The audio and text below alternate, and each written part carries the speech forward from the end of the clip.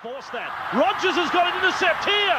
He's 50 metres to the try line. The chaser's coming. They won't get him. Matt Rogers scores an intercept try for the Australians. Welcome to the Blood Bin, Rogers Sports Management's elite athlete podcast. We're pulling no punches here as we go blow for blow with some of the top athletes and up-and-coming athletes in Australia.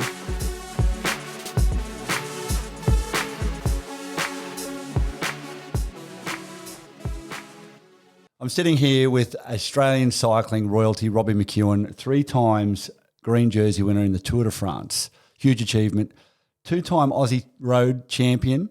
Well, actually 3 times you mentioned. Sort of 3. I won it in a year before I turned pro, so I didn't actually qualify to win the pro title, but I won the race. Like when Aaron Baddeley won the Australian Open in golf as an amateur. He didn't get the trophy, but he won the tournament. Yeah, so winning's winning, win's a win, That's so right. call it 3. Call it 3. We'll call it 3. 4-time Australian criterium champion, or I think, maybe 5. Yeah, maybe 5, could be 6. I'm Let's not just sure. keep I adding them on. I lost count. The older I get, the more it's going to be. I will have won it 28 times by the time I do my last interview of my The older life. I get, the better I get too. Don't worry about that. But 12 Tour de France's, 12 stage wins in the Tour de France, 12 stage wins in the Giro d'Italia, the Tour of Italy.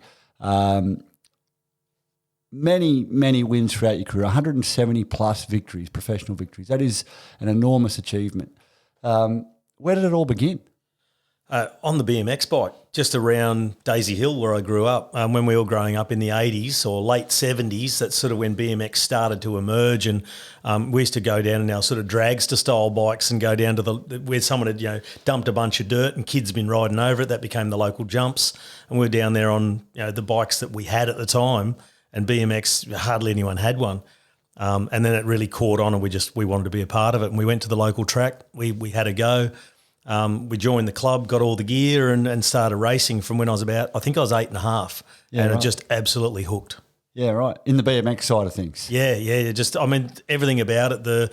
For me, I always loved riding my bike and doing jumps and, going as fast as I could, but then put it in you got a number plate on, you're on the start gate, you got 7 other kids next to you and you got to beat them all. I thrived on it. I loved it. And I got to ask, did BMX Bandits have anything to do with it? Because that was a huge movie back when I was a kid, and you're not much older than me, so I dare say you would have watched that Am movie. I older than you? Are you serious?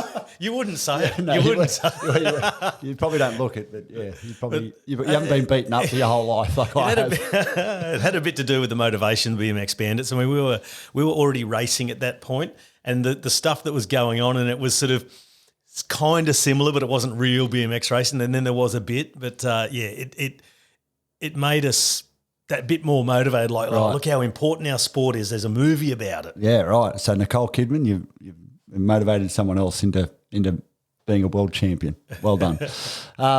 Mate, I started riding with you when I met you many years ago, and I don't think I've ever suffered like I've suffered on a bike. I feel like when you're hurting, it feels like someone's grabbing you from the inside and wringing out your intestines and your lungs, and it's just like the pain is something unique, and I didn't expect it. Is that how you feel when you race? I've definitely had races like that because, like anyone, it doesn't matter how fit or unfit you are. If you push yourself to your limit, you're going to feel like that. And I've had plenty of days I feel like that. I've had more of them since I've been retired because I used to, you'd race and sometimes you do a 200K race and you try your hardest, but you recover so quick and you can deal with so much physically. You can get off and go, oh, that was actually okay. I mean, I'm pretty tired, but that was good. And then, post-racing career, I go out and do a long ride, like a charity ride, for instance. And I remember once for Careflight, we rode from Gold Coast to Toowoomba, 260K. I did that. It was a massive day out. That's why I said we. Yeah. And I was still pretty fit. Then I'm like, that was okay. But then you fast forward another couple of years later, a ride like that, there's only 170. I felt like I'd been run over. Yeah. I didn't let on to anyone. I'm like, no, that was good. Yeah, good day out. I'm like, I'm busted. Because you carry a bit of fitness and strength for a few years after you retire, and then it sort of ebbs away if you don't keep training. It's gone, and you just feel like anybody else. And you get off, you're uncomfortable. Your neck hurts, your shoulders hurt, even your hands from being on the bars, sitting on the seat for that long. You're pretty buckled up, and it's amazing how fast that leaves you. You think, geez, it seems like yesterday I was pretty fit, and now I'm not. Yeah, it Yeah, it's hard to gain and easy to lose. That's for sure, mate. Road cycling, it wasn't a huge sport. I mean, it's grown dramatically in the last 20 years. Wasn't a huge sport when you decided to take it on as a profession. What was the catalyst to that?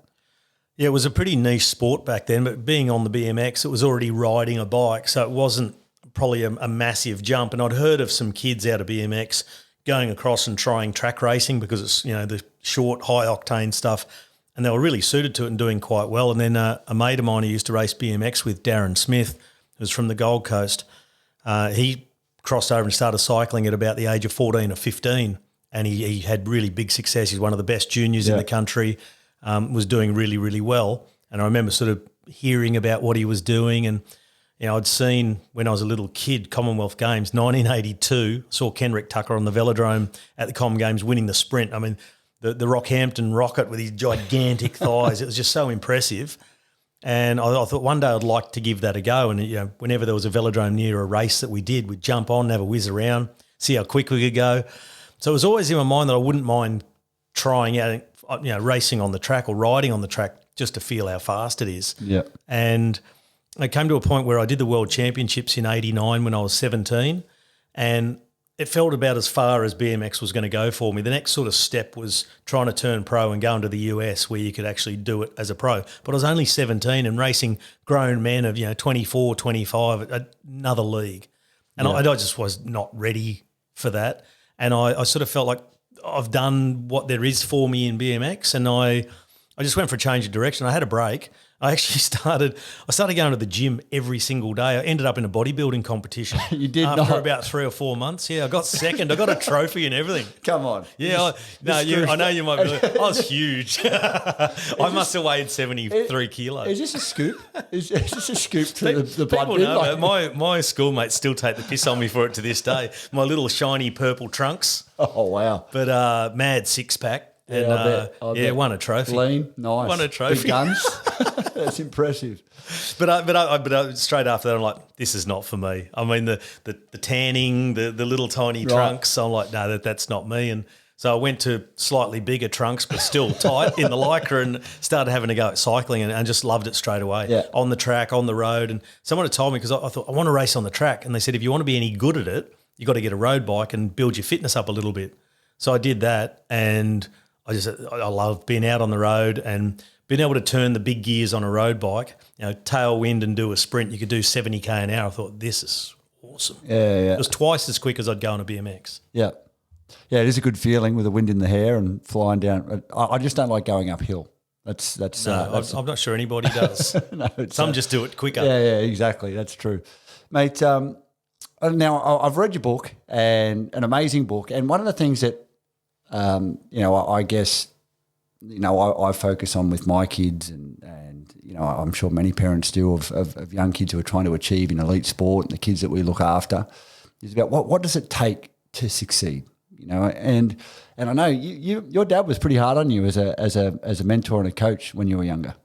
Yeah, hard in terms of he put the responsibility on us if we wanted to do it. Yeah. And then came up with, he said, if we're going to spend all this money travelling to nationals in Perth and Tassie and Alice Springs and everywhere around the country, he said, we want to get there in the best possible shape to give yourself a chance. Otherwise, you're just letting yourself down, and I'm wasting hard-earned money. Yeah. We're like, yeah, fair enough. And I loved training. I loved training as a kid. Yeah. Like, give me something to do. If it was swimming carnival coming up at school, I was 6 o'clock in the morning at home in our 10-metre pool doing 400 laps. Yeah, right. I'd go run 10K runs, getting ready for school cross country.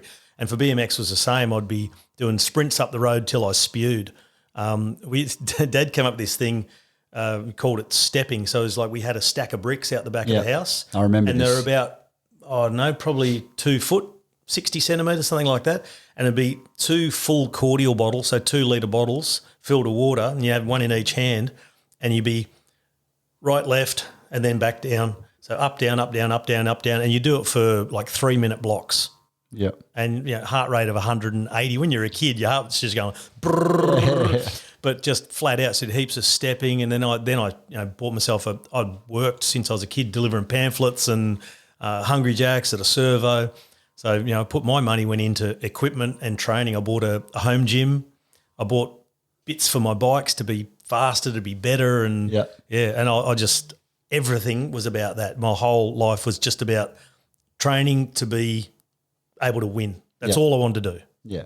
I think that, I guess, embodies what it takes to be successful. I think in any field, but, people sometimes they question or they wonder, I wonder how he got that good, or I wonder, and you telling that story, I think is a perfect analogy of why you were able to achieve what you achieved.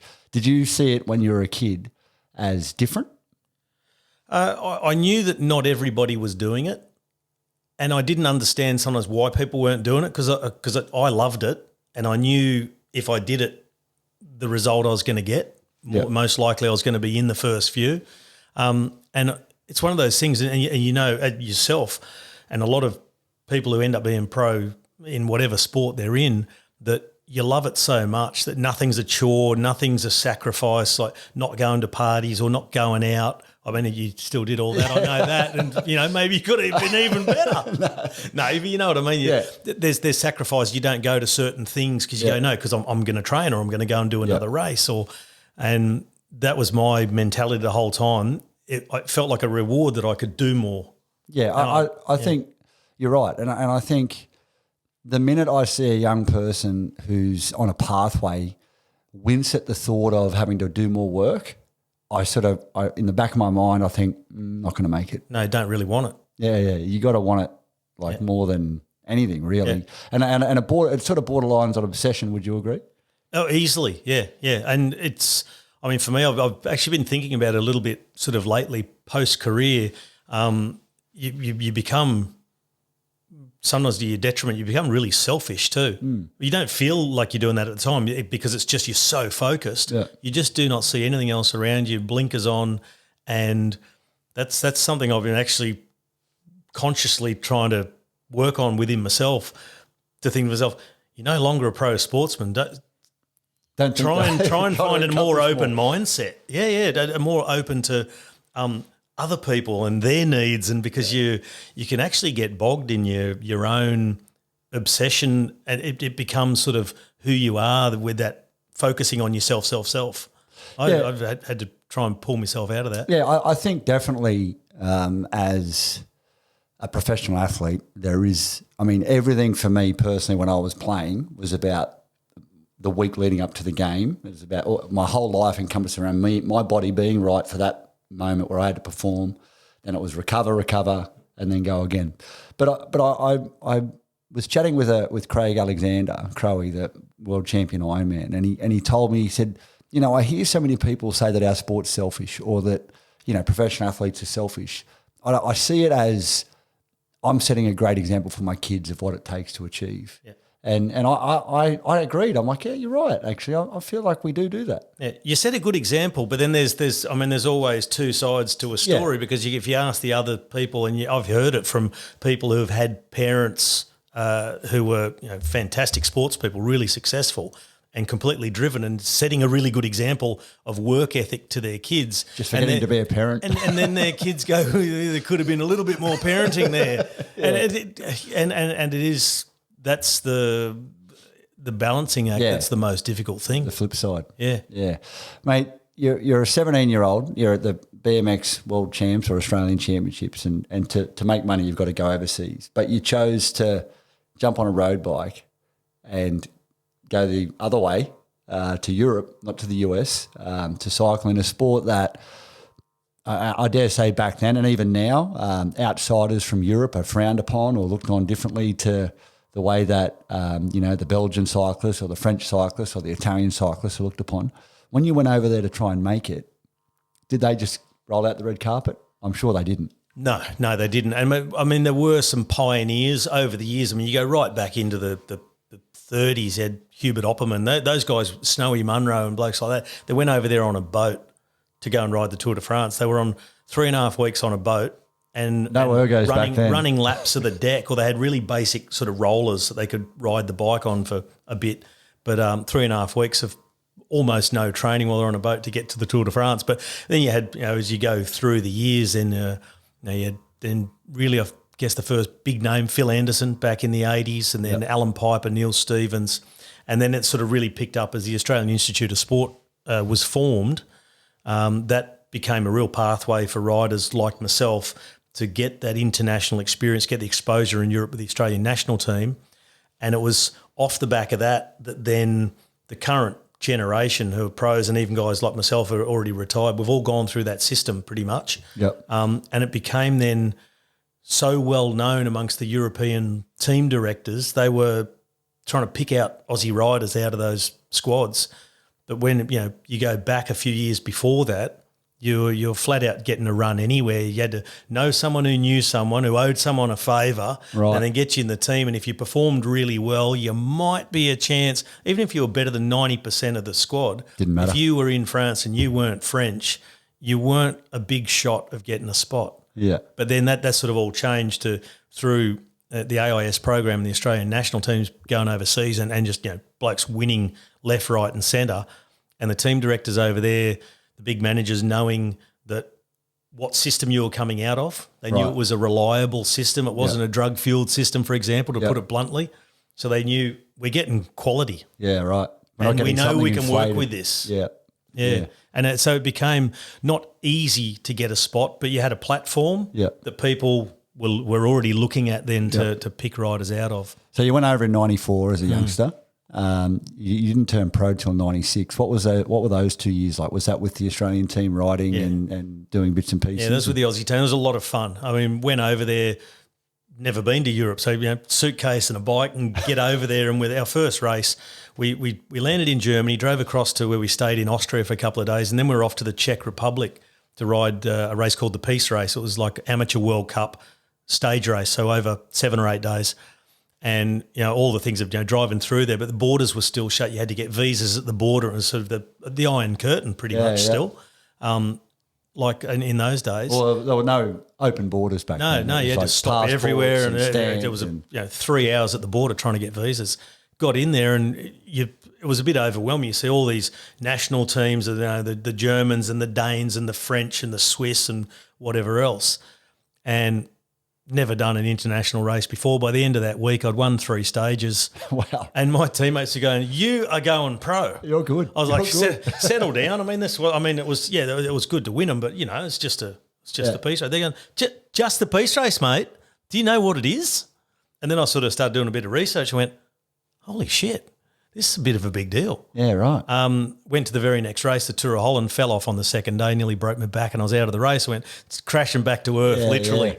Right. And then it took a while to get going again that season. Well, that's the thing with cycling. I mean, for the layman who doesn't follow the sport, you've got the Tour de France, maybe the Giro that they know, the Tour of Italy.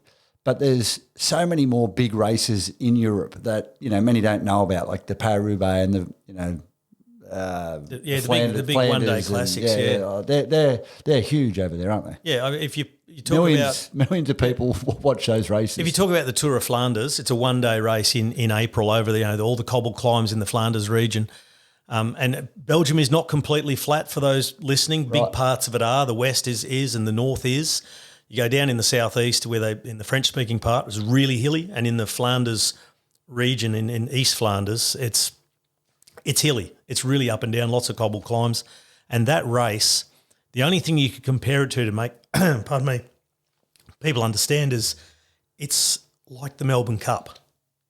Right, so that's not because we're all the size of jockeys, but but that's how popular it is. I mean, it's the race that stops a nation. It really is, yeah. And there's millions of people along the roadside and millions more watching on TV. Yeah, it's insane, and it's such a buzz to ride because the crowd's just heaving. It's you think MCG with 100,000 people in it's big. You ride along the road and there's 100,000 people per 20K. Yeah.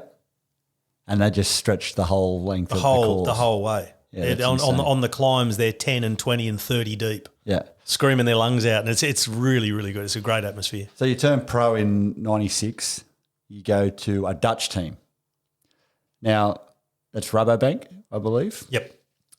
Is that each team have, there's a national flavour to that team.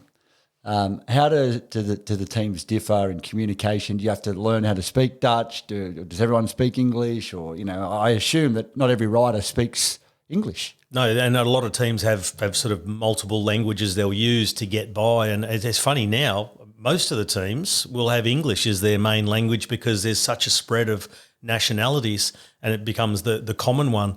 But, go back into the 90s and you'd have a much more national flavour to each team. And still now, you have the Belgian Lotto team still has mostly Belgian riders, but a fair smattering of internationals. Yeah. When I went to Rabobank in 96, a Dutch team, mostly Dutch riders, handful of Belgians, a few others, a Dane, a Russian, a couple of Aussies. And the good thing about being in a Dutch team is they all speak English really, really well. It's like their second language. They learn it at school. Everybody's fluent in English, but it really, really helps if you can communicate in their home language. Yeah. And I learned Dutch. I picked it up as I went along and got pretty good at it pretty quickly to the point where, after a few years I was fluent in Dutch. Yeah. And it really did help to assimilate into the team, to have that trust of your teammates that they see that you're making an effort to be one of the team, to really fit in. Yeah. And it certainly does help. Yeah. As a sprinter, it's a pretty polarising part of the sport. Sprinters are aggressive, they're fiery. You were a pretty fiery rider. Did you have any big run-ins in those early days when you were trying to make your mark? Because that could unsettle a young rider. Yeah, I got myself disqualified a few times by being a little bit too fiery. And for me, and I've told this to young riders I've worked with, young sprinters coming in, you've got to make your mark pretty quickly. You've got to establish yourself in the pecking order. You might not be at the top, but you've got to ride like you're at the top or like you're due to be at the top. And I came in and, there's not much of me, but I could throw my weight around on a bike. Yeah. I could fight above my division when it comes to bike riding. Yeah. And, for the sprint, because you're going at such high speeds and you think about the aerodynamics, the slipstreaming is so important. So position is everything, like real estate. And you've got to earn it. You've got to fight for it. You've got to lay it on the line. So I'll be up there. And from my BMX background, a shoulder here, an elbow there, a head onto someone and push them out the road. If the other person hadn't sort of grown up doing that and was a bit uneasy, boom, I had him. I had the wheel. I was into the position and I'd tell guys, that's what you got to do. But once you do it, you'll get a bit of leeway. You do it and they're like, geez, he can fight hard. I'm not going to fight him because it's exhausting because you're always a bit out in the wind and back in. So the other one backs off. But if you fight your way in, it's one thing about fighting your way in, but if you can't back it up with a decent sprint and a good result, then so if you're going to go out there and fight and then go backwards and just get in everyone's way, there's no way you're getting let in anymore. The blokes will lose all respect. You've lost everyone. Yeah. So there's one thing about establishing yourself, but you've got to be able to back it up with the speed and win races. And unfortunately, I was doing that. I think at one point I got a bit of a reputation for pushing around a bit, push and shove. I was like, this is great because now they all know. Yeah, yeah. And I hardly ever got taken on. Yeah, right. Only by a couple, but they were good battles. I bet. I mean, you rode. Who were your big rivals back in those days? I mean, Cipollini and and Eric Zabel, Tom Steels, and then Tom Bonen, Thor Hushovd, Alessandro Pataki, Oscar Freire. That's like the cream of of sprinting. Yeah, when you look through their results and you go like, how did I ever get any results from racing against all those blokes? And they say the same. You race against really, really tough people to beat. Yeah. But that's what makes your victories so much better. Yeah. When you can, you see a photo, you see the result sheet, and it goes, if it says, McEwen, Cipollini, Pataki at the Giro d'Italia, it doesn't get any better. Yeah, when Chippo won 42 stages there in total I read that. In his career. I mean, he was the king of the Giro. Yeah. He beat me at the World Championships in 2002. He was first, I was second. But it's those sort of victories when you see that and you got a photo of that, you go, that was a good one. Tell me about an event like the Tour de France when you arrive. It's a 3-week event. Do you rock up to an event like that in peak fitness, or do you have to have some room to grow in that race? Because I can imagine, like, you could almost... It's almost like a pre-season training camp, 3 weeks. And if you rock up like peaking right then. If you're at 100%, there's one way you can go Yeah, that's right. because you're not getting any better. So how do you manage your body for an event like that? I mean, it's insane. Depends on your goals and what type of rider you are. So you've got to come in at near peak and just hope you can hold it all the way through. But some do come in A little underdone? just a tiny bit underdone. I mean, we're only talking a few percent. Yeah. But at least they can maybe just improve that couple of percent as it goes on rather than go the other way. So general classification contenders, the guys riding for the yellow jersey based on time added together, accumulated over each stage, they can come in very slightly underdone and make their way through the first week. It's usually a bit flatter, not too many critical stages for them, no big mountain stages. There might be a time trial at the end of the first week. So they can sort of almost ease their way into it, where for a guy like me, for the sprinters, most of your chances to win come in the first week. You might have out of the first 7 days, you might have 5 flat stages. That's 5 winning opportunities. So you're not coming in undercooked. Points are critical. You're at 100% right at the start. You try and go bang, bang, bang. The ideal thing is you can win as soon as possible because it's pressure off.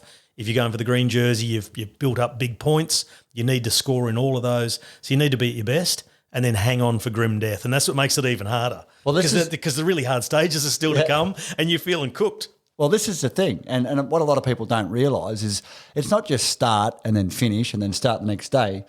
When you get into those mountain stages, which is not your strength, you're racing for points and in the sprints, you have to finish within 10% of the winner's time on that day, even if you're climbing up Alpe d'Huez or whatever climbs they are, which are enormous.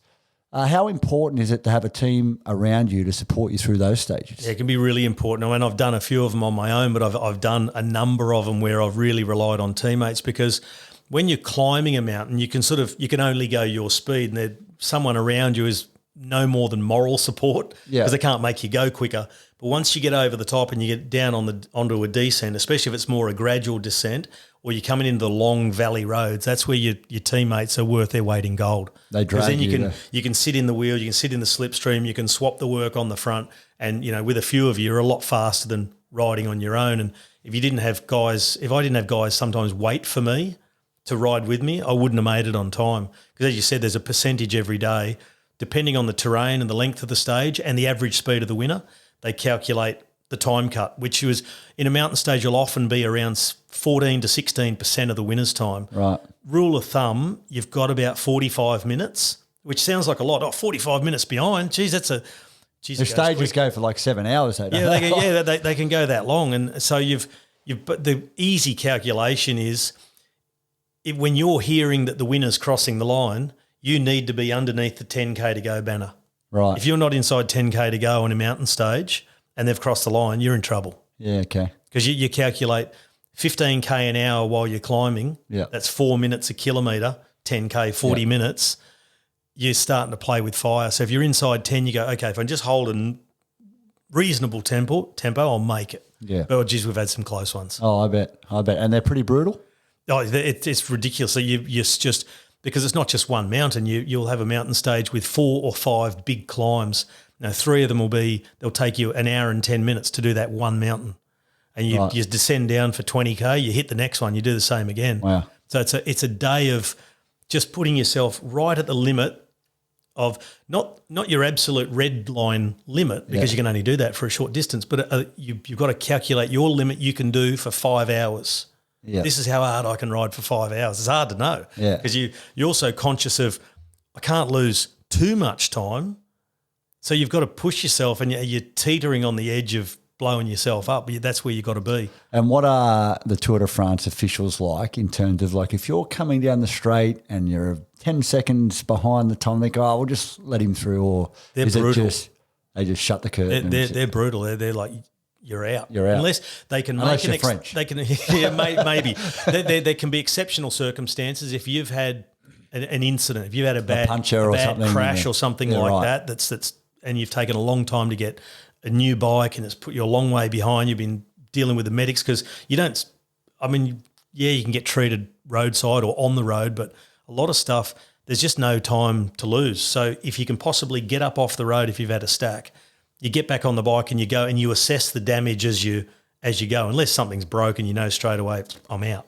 But you go along the road and then the medics come up and they'll give you an inspection. They'll start cleaning stuff off, spraying you with the disinfectant stuff for your wounds, wrapping you in bandages and While you're riding along. holding onto the car. Yeah, you can hold on to the medic's treated. car, but they tend to start going really slow. Right. So you'd actually be quicker just riding, so you're not really getting the advantage, and you can't hold on all the way up a mountain and say, just look at my elbow, can you? I must have skinned it, can you? No, you don't get to do that. So, but it's just the race waits for no man. It just keeps going, and you've got to decide pretty quickly, like, can I keep riding? And tell me, it seems like an amazing party, the Tour de France, in all the towns that it visits. But one of the things that just looks phenomenal is it Dutch Corner on Alpe d'Huez. Yeah, they're up there pissed from 2 days to go. Yeah, right. And mate, they run out on the.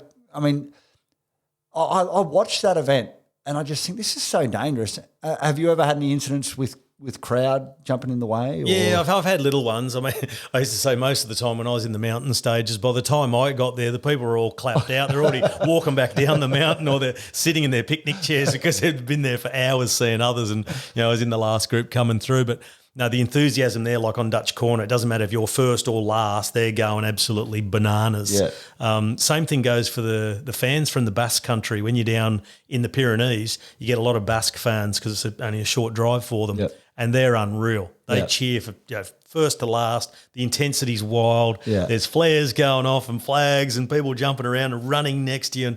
But you do sometimes get a bump, or I've never been knocked off in that situation in the mountains, but I have had a couple of incidents actually in the sprints, like really near the finish of flat stages, not in the Tour de France, but in other races. I got once a really big SLR camera on the arm from someone hanging over the barriers trying to take a photo. Oh, you're kidding. I was full sprint, 70k an hour, hit me on the arm. I had this hematoma that came up like a boiled egg on my arm. Did it knock you off? Didn't knock me off, only just. Good bike handling. Another one I had in France was someone leaning over the barriers, sort of cheering and waving their arms, hit me straight in the head. Again, 71k an hour, hit me right in the melon. It sort of sent my head whipping back. Helmet was all skew-if. Glasses were on the sideways. I don't mean to laugh. I kept a hold of the handlebars, but I went back that hard that one of my feet came out of the pedals. It knocked me sideways, and unfortunately for the bloke next to me, I sort of fell straight into him. Onto him, and he ended up holding me up. But obviously it ruined my race. It ended up ruining his race, and neither of us finished on the podium. Yeah. Where at that moment we were in second and third, and we were only 60 metres to go. Yeah. So, but that was a really, really close one, and I had a bit of a headache for a while after that. Mate, there, through the era that you rode, cycling went through its controversies. What was it like in the peloton, riding with the likes of, a Marco Pantani or a Lance Armstrong and these guys that are just such dominant figures in the sport that seem to be real controlling, dictators, so to speak. What was it like in those moments? Yeah. Well, that's what Lance was like. He sort of treated the peloton as his own kingdom, and he'd say what's what, and he'd dictate what happens along with his team or riding on the front. And then Marco Pantani was quite different. He was just sort of happy-go-lucky, cruise along, get me to the mountains, and he just did his thing uphill, and he didn't say much. He was a pretty cool character. He was a character, wasn't he? He was a pretty cool character. But in terms of what it was like then in the peloton, I mean, you knew at the time there was stuff going on. You knew guys were doping, but what do you say? You got no proof. Yeah. But because you hear stuff, and you hear say blokes who are in the team let something slip, for example, and you just and you go in. And I went into my first Tour de France, 97.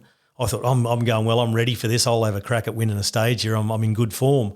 And then I got there and was just all day long, 50k an hour, no slower, pinned on the side of the road, very slight crosswind. I was nearly in tears. It was that hard. Yeah. I couldn't believe what was going on. How can we be riding this fast for so long? I'd never done it before. Yeah. And finally we got into about the last 8 or 10k, and legs were screaming. I was just hanging on for grim death.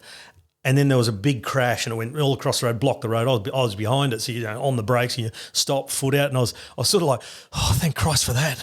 Because it was just, I was sort of happy that something happened that I could just stop the pain. Yeah. And it just went on throughout the whole race. Just struggled to make it. I made it to Paris, but like so many days with just inside the time limit, just battling to try and get a result. And it was a real eye opener, but. Well, didn't you win you won the sprint in Paris? Not that year. Oh, 99 you won the No, sprint I had to in wait till 99, my third Tour de France, last stage of my third tour, having never won a stage. I finally jagged one after 62 attempts. And the biggest stage, probably the biggest sprint stage, on the Champs-Élysées, must have been pretty exciting for you. Yeah, the one you got to work the hardest to get because it's one of the survivors. I mean, some people say, the World Championship of the sprinters, but obviously they're not all there because not everybody can finish the Tour. Yeah. For example, Cipollini, I spoke about before, never finished the Tour de France. He won a dozen stages there, but always in the first sort of 5 or 6 days, and then he'd step out and go on holiday and go lay on a beach. Yeah. Probably more clever than we were. Enjoyed But his time. not everybody makes it there, but that's why the Champs-Élysées is such a big one because you've got to suffer so bad just to make it there. And then get it right on the day, and it's a surreal place to win. It's it's the Super Bowl for sprinters. It's call it what you want. It's the Wimbledon, the Masters. It's one of those moments. That's it. Yeah. So 2002, first green jersey. How did you feel going into that race, and what was different about you? Why did you win it in 2002? Was it experience? Did you get stronger? What did you learn about yourself that enabled you to win it in 2002?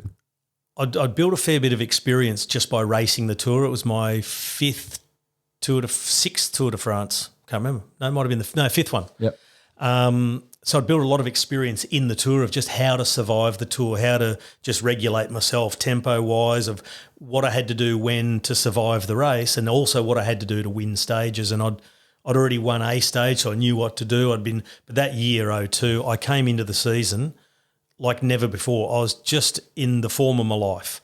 Sometimes you don't quite know why. I mean, you work hard like you have every other pre-season, but everything just clicks and your timing's right on everything. Everything, your whole biorhythms, the way when the races are, the day you're having a good day. The worst thing you can have is the best day of your life and you're out training.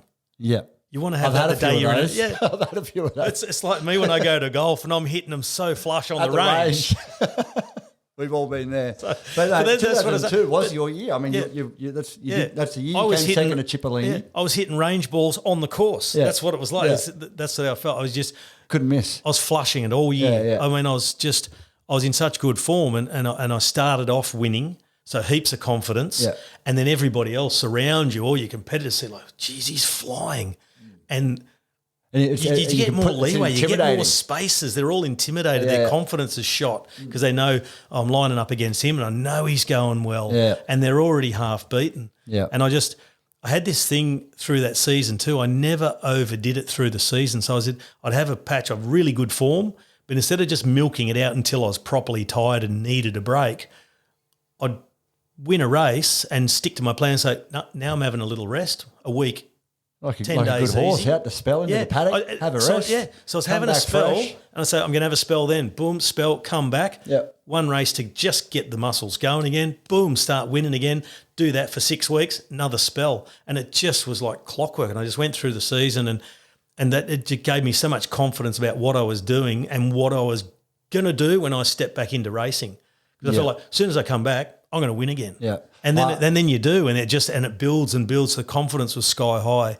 And I did just absolute peak. I was 30 years old as an athlete, an endurance athlete. I felt like I'd really hit my physical peak. Yeah. And just everything was happening. We didn't have the best lead out team, so guys to pull into the sprint, like make a train where you slipstream on the back of. We didn't have the best one. We had really good guys at placing me where I needed to be on the back of the team who did have the best train. And then I could do my job from there. As a sprinter, like if you know, like a Tom Bonin or a Eric Zabel or someone they've got a great train leading in. If you don't, you must Do they try to stop you from getting onto the back of them? They do. They can sometimes. They might dedicate a guy to then sit behind their sprinter and act like a sweeper and try and keep people off it. Yep. But then you come up short because you haven't got that guy you need to get within range because the speed's got to be so high. You sort of end up needing everybody. If you sacrifice one as a sweeper, you'll come up short on the actual lead out. And so they go, okay, it is what it is. We'll get our guy to where he needs to be and then he shouldn't get beaten. But I love them because they were predictable. If they always did the same thing, I'm like, okay, I know where I got to be, and then get in that slipstream, go with it, and use their sprinter as basically my lead out man, and try and and that was the best thing about the type of sprinter I was is instead of going like long range, I'd be really nippy over a short distance. I could come out of the wheel, out of the slipstream, and if they were already doing 70k an hour, I could do 71.5 for about 130 metres. Yeah. But it was enough to gain a bike length and a millimetre. Yeah, and that's all you need. And win it in a photo finish. And I won a lot of races like that. Yeah. By just playing to my own strength off the back of knowing what they were going to do because they did the same thing every time. And I loved that they were predictable and they hated me because I was unpredictable. Yeah. Because sometimes I would be in the wheel and nip out and pass them right on the line. But sometimes if the road was right, the gradient – the wind direction, something happens, things propped, I'd come from the back and go early, but I could accelerate so hard that I'd go and nobody could get my slipstream. I'd get a jump and I'd get a few lengths. Get that few metres that you needed. And they couldn't catch me anymore. So I used to do different things. So they were always in two minds. They couldn't predict what you were going to do. Yeah, so I know a couple of my rivals have said over the years I was the hardest one to race because they never knew what I was going to do. Well, I didn't know what I was going to do, so they couldn't. Yeah.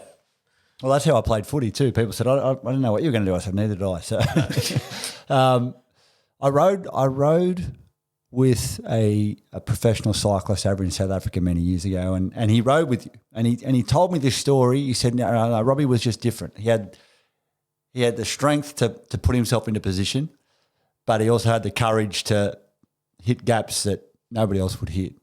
Going at those speeds, do you have to have some sort of screw loose to put yourself into positions that you do? Because if you're doing 70 k's an hour, I don't care if you're riding a motorbike, a push bike, a tricycle, you come off and wearing Lycra, it's not going to end well. No, there's not much left when you... What is it that made you different? Because he said some guys can just do it. And I see that with football. Some, like an Andrew Johns, a Nathan Cleary in today's day and age, they just seem to make the game slow down. Did you see things that other people didn't? Yeah, I've. Or did you just have bigger balls? A little bit of both. A little bit of both. I mean, a mixture of a bit screw loose, a bit mixture of big balls. Seeing things in slow motion and seeing it like a good chess player, seeing it a couple of moves ahead, and I'd be looking not just at the guy directly in front of me, but the 2 and 3 or a bit further up to see the shape of the peloton and what it was doing and where they were going. And once they went to one side, if they just started going back the other way, knowing it's going to be there, then it's going to come back to a certain spot. So I'm going left because I know it's shut now, but I know they're coming left, they're going back right. And you can see these little things happening. And when you're really, really good, everything slows down. You see it and you go, I know that's where I'm going to go. That's where I'm going through the gap. And then when you're not going well, because when you're going well, you get through every gap. Everything's open. You nip through. You just make it. When you're going bad, everything shuts in front of you, and you start making bad decisions. Yeah, because you're not lucid. What about studying the riders in the peloton? Like for me as a league player, a union player, we spent a lot of time watching film of our opposition, working out what he would do. I can imagine that would have been important for you in those high pressure moments, knowing or looking ahead, saying, "Oh, that's such and such. I know he's going to do that. He's going to do that." Was that a big part of your? Yeah, definitely. Over the years, you learn, which guys are likely to go long range, which is too far. So if you can get in their wheel and they go, and they're going to go. There was one guy that used to do it often. Yeah. So if you saw him around, you just go boom straight on his wheel. And like clockwork, there he goes, 300 metres to go. It's too far. You can only really hold a full sprint for about 200 unless you've got a tailwind, a bit further, but 300 is miles out. So you get on him. There was another guy I used to race. I'd know that once he came off the back of his lead out, he would swing across to the barrier. So he'd start his sprint and then go straight across the road mostly to the left. Yeah. So don't get pinned on the left side of the wheel. Don't jump early and be left, and you're not past him, and he'll close you down. Yeah. So hang off him, give him half a length or so until he swings across. Yeah. And go the open side. Yeah. So you just had to wait for certain things to happen. That was the really difficult part about being patient enough. And you build that experience from making the mistakes too. Because I made the mistakes of being on the wrong side of the wheel, overlapping. Of course, he went across and I got shut down, boxed in, and you run second. You go, oh, could have been so much better. What for you, coming into those finish shoots, the big sprints, do you go and look at those areas prior to the race? Do you go and study the finish, or do you just get, your team director bring you a sheet and say this is the finish and, you're going to sprint from here, or is it – because I imagine they're all different, right? Yeah, they're all different. Most of them you don't get a look at because in the Tour de France it's point to point. So you'll go from one town to another town that's 200k away. So you can't go there and see it first. Even if you were able to go there in a couple of weeks before the race, the road it's on. You also don't know what the barrier setup's going to be. So there could be a great big roundabout. You don't know if you're going to be able to pass both sides or only on the right or only on the left. All these little things, how they're going to set up the barriers for corners. You might see a corner and go, okay, it's pretty straightforward 90-degree corner, but they could change it for stationary TV cameras, for whatever other infrastructure, and it changes the whole thing. So it's sort of get there on the day. You can have a picture in your mind's eye because you get the race book and it'll have a mud map of the finish. So you'll know there's a right-hander at 300, there's a bends around to the left from 200 to go, and it'll open up, you see the finish from 150, for example. It gives you an idea and you can make a plan, but it's sort of only when you get there you've really got to be able to react to, it's slightly different. Yeah. So and everybody has the same information. Sometimes you'll have teams that'll send a scout forward, and it's got better and better over the years. I'm talking about before Google Maps. Yeah. And Street View. We didn't have that. Now that would have been handy. Now they've got Street View. Now there's an app. Now there's a program called Velo Viewer. It's got the entire stage on it. You can just zoom in, drop the little Street View icon down, and you can see the whole lot, and you get a great idea of what the finish is. Nobody should be hitting medium strips anymore. No, they shouldn't be. But there's always something. So that's why you got to go in plan A, plan B, but also be able to change your mind, change your tactic, or just react in the right way when you get there. And that's the hard thing when you're at nearly 200 heart rate, and the lactic acid's through the roof. The lead out's in full steam at 65k an hour, and then you've got to open up your sprint and find the right way. Yeah. That's where it comes down to who is actually the best at it. Yeah. So, mate, tell me, I think you lived the reverse life of what we used to call Aussie Kim Clijsters. She was Leighton Hewitt's partner, and she was we claimed her as our own. Yeah. You lived in Belgium. You married a Belgian woman, Angelique, and you learnt the language. You moved there. You lived there, and you joined their cycling team, Lotto. How was that lifestyle for you living in Belgium? As what they call you, Belgian Robbie? They called me a half Belgian. Right. It was only when I beat the Belgian favourite rider that I'd be the Australian. Right. Okay. So when I was racing against Tom Boonen, if I happened to beat Tom, I was the Australian. I was the opposition. Right. But outside of that, it was if I'd win something, they'd write about it in the paper. The half Belgian Robbie McEwen. Right. And but that's really nice to be sort of the adopted son like that. Because like you said, I lived there. I spoke the language. I rode for a Belgian team. My wife is Belgian. They just embraced me as like you said, like you had Aussie Kim. I was Belgian Robbie. Yeah, right. And it was really, really nice. I mean, it has its moments when you live in a country where it's one of the major sports. I mean, only European football is bigger. Yeah. So you're there, you're sort of under the microscope all the time. Yeah. And you can't escape it, whether you want to or not. And a lot of time it's nice, but you can't. I'd be out, say, having dinner with my wife, nice romantic Friday night dinner, and then we get on to dessert, and there'd inevitably someone who'd come and say, "Are you sure you should be eating that?" Yeah, really? That much? Yeah, just think about your fitness, think about your condition. You got a race coming. You sure you should? But it was a joke, but it was always the same one. Yeah, of course. I don't know how many times I've heard that. Like, are you allowed to eat that? Yeah, okay. So I've done 1,000K this week. I think I'll be right. So the microscope, like, I don't think people in Australia understand what that's like. I mean, unless you're a superstar AFL player living in Melbourne, or you're, a superstar league player living in Sydney, in the heart of those territories. Australians don't really experience that in any way, shape, or form. What it's like to live in the heartbeat of a sport where you are the star of that sport. Yeah, it is quite surreal because you don't sort of see yourself like that, and then at moments you do, and then you tell yourself pull your head in. Well, then you come home and all your mates just slap you and go, mate, shut up. You come home, you see blokes like you or my other mates here on the Gold Coast, and you're just one of the boys, and they take the piss on you like anybody else. Yeah. And it does, and that's actually nice to then come back and you see your old schoolmates, and they still hitting you with the jibes from school back in the day. Yeah. And that keeps you a bit more levelled out. Yeah. Mate, it was the end of your career. You jumped from a couple of teams. You ended up with a Russian team. Tell me about the Russian team, Katusha. What was the move to that about? And because I think that was prior to Green Edge starting, and Green Edge was meant to start, and they sort of got a bit of a false start, and then you sort of found your way over to, was it Katusha or Radio Shack maybe? I went Katusha first. I've been at the Lotto team for a long time, and I sort of the headline rider, and then Cadell Evans was there as well.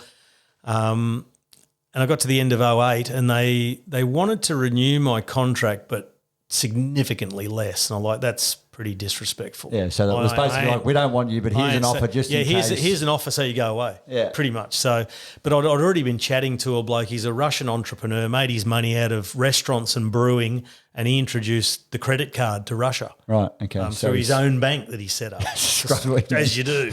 So he offered me a contract. I thought to myself, well, that's more than I've ever earned at any other team. Like, yeah, where do I sign? So I signed for 2 years with this team with him, and then all sorts of weird stuff started happening. He got ousted. It was like a political coup. So he got ousted from the team, and it sort of got taken over by another mob with the sponsor and his sort of right-hand henchman, who was a former rider, and it all got really messy. It was honestly like the money was good, but it was like living in a dictatorship. Right. So it wasn't all that pleasant. And I won a few races straight up, so it was good. We're happy with that. We like this. And after 5 months into the first season, and I've been winning races and things were looking great, then I had an accident in the Tour of Belgium and broke my leg. I hit my knee on a barrier in a left-hand turn about 40k an hour. Rider outside me leaned in. I had to lean in a bit, knee out, and I just clipped the edge of one of those big plastic water-filled barriers. They call it a New Jersey, I've since found out. And as I hit it hit me right on the patella tendon, sort of ruptured the tendon. As I kept sort of coming past it broke my leg in two places. It broke two big chunks of bone off my tibia. That was the end of the season. I didn't race again for 7-8 months. I had multiple operations, and then one of them actually saved my career. I went and visited a Swedish surgeon who used to operate on players from the EPL on their knees. And he saved me. That got me riding again, and I came back in 2010, still with that same team, got going again, was riding quite well, started winning some races again. And then there was an Aussie team that was about to start, and I signed with it, and then it fell over at the last minute. Sponsorship then didn't happen. I don't know if it wasn't existing at all or it was just a bit dodgy. But it left me high and dry right before Christmas with no team, and I didn't want to retire yet. And I got thrown a lifeline by the Radio Shack team. So an American team. It was Lance's when he made his comeback. Yeah. They formed a new team, him and Johan Brunel. And they've been following the situation with this team that fell over. And they offered myself and a South African guy called Robbie Hunter, they offered both of us a contract on not minimum wage, but not much. Yeah, right. But keep us in the sport, which was great. Really appreciated it. Came out, rode quite well, won a bunch of races during the season. Didn't ride the Tour de France that year, but I was going okay, and that got me through until the start of the Green Edge team, our Australian pro team, that got off the ground thanks to Jerry Ryan, who's been a massive supporter of cycling amongst many other things. He's a very generous man. He funded the team, and I got to sign with it signed a 2-year contract to be with the team, but I was due to race for 5 months. 5 months. And then retire. Yeah. And then stay with the team and start helping the young blokes, bit of mentoring, sprint sort of coaching. And So you weren't the bus driver? No, I was sitting in that bus, the bus 2013 Tour de France when I got stuck under the gantry. I was in the bus. Yeah, I said, yeah, she'll be right. Yeah, you're right. Go fit. No. Oh, shit. That was, I went and sat in the back of the bus. plenty of publicity for Green Edge, that's for sure, mate. I just want to finish. I just want to chat with you about one particular race win. It's the first chapter of your book. I think it's called A Canterbury Tale, and I read that chapter, and I think I texted you straight after. I said, mate, I just want to go ride my bike. I just want to go and train. Like after reading what I read, I want to put your headphones on. I want to play the finish of this because it's what the commentator says right at the end after you've won the race, which sort of brought it all to life for me. Because reading it, the way you explain it was amazing, but to hear it, it was pretty impressive. Watch out for Hunter, who's also going to have a dig for Barloworld. Robbie Hunter as he wobbles all over the road now, and they're chasing him down as best they can, but this is going to be a win for Robbie Hunter, or is it? The South African rider is trying to take them to the line here. This would be a tremendous surprise, a wild card team for victory as Hunter grits his teeth as he gone too soon. Robbie McEwen is coming. McEwen, the acceleration on the middle of the picture. The man off the back is going to win. Robbie McEwen, the man from nowhere. Welcome home. Unbelievable. I don't know, Paul, how on earth does that happen? That's impossible. What Robbie McEwen has just done, he was at the back of the main field with... That's impossible what Robbie McEwen has just done. When I rang you about that, and when I spoke to you about that story and you sort of like just touched on it a bit, I've just got to understand what happened here. I'll let our listeners understand what happened here. You crashed. This is stage 1 of the 2007 Tour de France. It was your last Tour de France stage victory. Yeah, it was. Yeah, the 07 Tour. It started in London, finished in Canterbury, 201k, something like that. And yeah, I was involved in a crash, 20k to go. Went from a sort of wide road to a narrow road, so a real bottleneck, and it sort of come to a standstill right in front of me. I was so heavy on the brakes. I was leaning back behind the saddle, a lot of front brake to get it pulled up and not run into anyone. Problem was that the bloke behind me wasn't doing the same thing, and he ran straight in the back of me. And because I was quite heavy on the front brake to get it pulled up, he just hit me and it just flipped me straight over the handlebars. So I went up in the air, came down, and I had my hand out, so I hurt my wrist, and I landed straight on my knee as well, both on the right side. And I was jumping around, swearing, and at that moment you think, well, 20k to go, she's all over. They're like, forget it. So are you going into that stage with the mindset of like stage I was one, the favourite to win. I can win this? I was the favourite to win. In my own mind, I was the favourite to win, but I know I was from a lot of others too, because the year before I'd won the green jersey, I won 3 stages, I was just romping in sprints, and I was riding the same. So I was the favourite to win the stage, but as soon as that happened, immediately you're about a minute behind the field. And at the same time, 2 of my biggest rivals put their teams on the front of the peloton. Zabel and Bonin, I think it was. Well, actually 3 of them then, Zabel, Bonin and Bonatti. So they're riding all there. Flat out.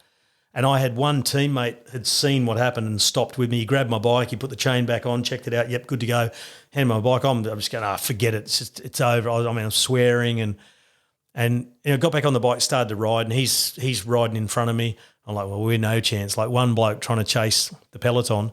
We got about 1.5 kilometres further, and another 4 or 5 teammates had stopped and waited for us, and they just formed up and started to ride like a team time trial, swapping turns on the front, riding as hard as they could, and there was hardly a moment under 60k an hour.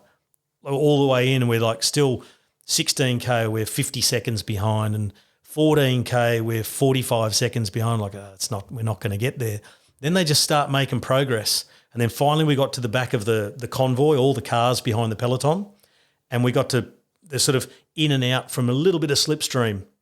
Never really sitting behind them for long, but just sort of tracking them a bit, and we started making progress. We got back to the back of the bunch with 5k to go. So my last guy did his last big turn to get us across, because then they pull the cars out of the way. Right. And we're not giving you artificial help. Yep. And they get them out the way. So across the last bit. So I get there, I'm on my own. I got 2 more teammates in the bunch. One of them's Cadell. He's doing his thing and trying to ride for GC. Another one, they'd told him, you stay there, you might have to do the sprint if Robbie doesn't make it back. I never saw him. I come through the bunch because when I got to the back of the bunch, there was 5K to go, 180 riders still left in the bunch. So I had to get past in 5K. And there was like left-hander, right-hander, left-hander, roundabout. Like there's all these moments that it sort of props and the road gets a bit blocked. And I just, from the moment I got on the back, I went, right, caution to the wind at every single opportunity. Hit every gap, just do anything you have to get to the front. So I was just going through little gaps. Normally I'd even apologise because it makes blokes jump. You just shoot through a gap, and I was just straight through. I remember getting to one point where there was sort of nowhere to go, and there are these 2 Spanish blokes, 2 Basque blokes actually from the Euskaltel team in Orange, for those who remember the team that used to race in the Tour. And this bloke, his name was Miguel, and I just thought, hey, Miguel. Like I did my best Spanish accent.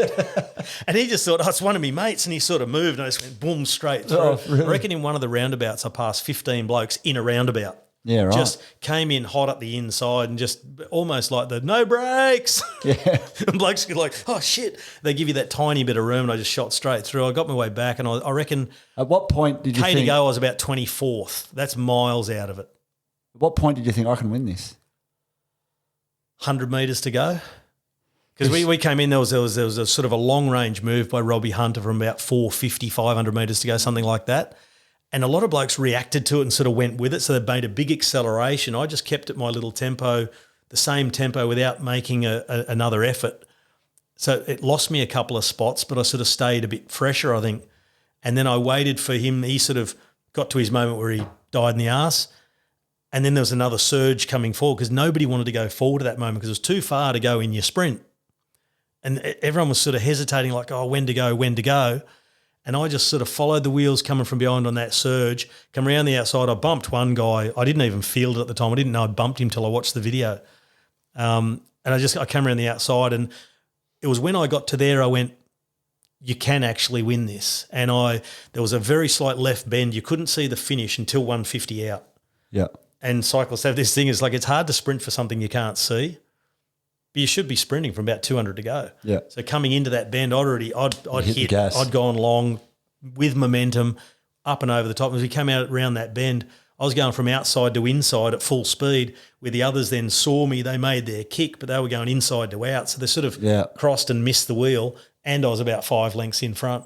So nobody got slipstream. You ended up winning by about 3 lengths. Yeah, and I was coming to the line, and I sort of just keep going. And for a moment, I started to think like, "You're gonna win." I was like, "Shut up, keep going."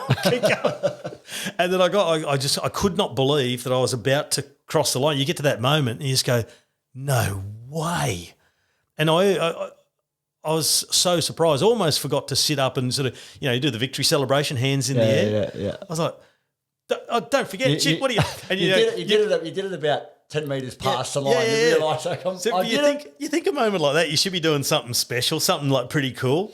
I was just complete, like if you see my face in a photo of it, just complete disbelief. Yeah. One of the more special victories in your career? Yeah, but that'd be the most special because it was like an adventure win. It had everything. Yeah. Had the ups and the downs that I was, down and out, lost. I was on the canvas. You buy your team a drink that night? And more than one. It must have felt good coming around that corner and seeing 5 of your teammates there waiting for you. Yeah, that was really nice. And to work for you, to get you back. After it became really emotional after the stage, just because it gave me a lump in the throat when I thanked him at the toasting while we were having champagne that night, just about the level of effort they put in, the commitment, and just that we did it against the odds when everything was against us. And we made it. And I didn't even have to make an effort of saying we and our win because it was. And that's the one for me is the most special because it was the most sort of collective win. Yeah, I don't think there's any better feeling. Well, if there's one thing that I miss about playing sport, team sport, is that moment just after you've played and you just batted and you put everything on the line and you've got the victory, There's no press around. They're not in the dressing rooms yet, and it's just you and your mates. Yep. That's just, I miss that. If you could bottle that and sell it, it'd be worth millions. Oh, it'd be worth trillions. But that must have been one of those moments for you where you just think, we did it, boys. Yep. You know, like it's sitting in the team bus. We went from the end of that stage in Canterbury, and we're on the team bus into the Channel Tunnel and pop out the other side in France. We were on the bus for hours. Yeah. But it was the best trip. Yeah, I bet. I mean, we weren't on the cans, but but you do have a glass of wine after stages. Yeah. I mean, we had a beer, and then we had dinner. We had champagne and a glass of wine, and that was one of the best moments of my career. Yeah, it's pretty special, mate. I mean, you had so many amazing moments throughout that career. If you had to pass a message on to young athletes nowadays, I look at athletes now, young athletes coming up, and I feel a little sorry for them. I think there are so many distractions in the world today for young athletes that we didn't have. But I don't think the work ethic has changed. I don't think what's required has changed. But what advice would you give young up and coming athletes now, Robbie, who are trying to make it, who feel like they're not getting anywhere, or they just in that sort of funk about how do I break that ceiling? The hard work will pay off. It really will. And when you know deep inside that you are doing everything you can, because there's people out there who go, I'm doing it all. I'm doing everything they tell me to do. But they know. Are you really? Are you really doing everything? Yeah. And when you are doing really everything, then all the answers will be there for you.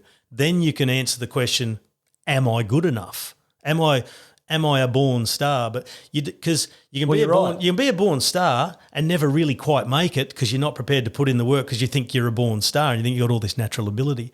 But you can be a person born not with all the natural ability in the world, but some with a whole lot of hard work and dedication and thinking your way through it.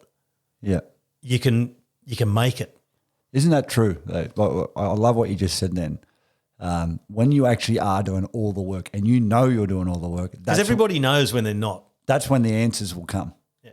Because until then, it's always like, you're always wondering. Yeah. Don't ask yourself the question when you haven't done everything to provide the answer. Yeah. That's great. It's a great way to finish off, Robbie. Thanks so much for coming in and being a part of the Blood Bin, mate. Pleasure. Appreciate it. No blood at all. No, none. Thank you so much for joining us on The Blood Bin for Rogers Sports Management. Make sure to like, subscribe and find us on all the social media channels. Just search for Rogers Sports Management on Instagram, Twitter and Facebook. We're also on TikTok. And we out.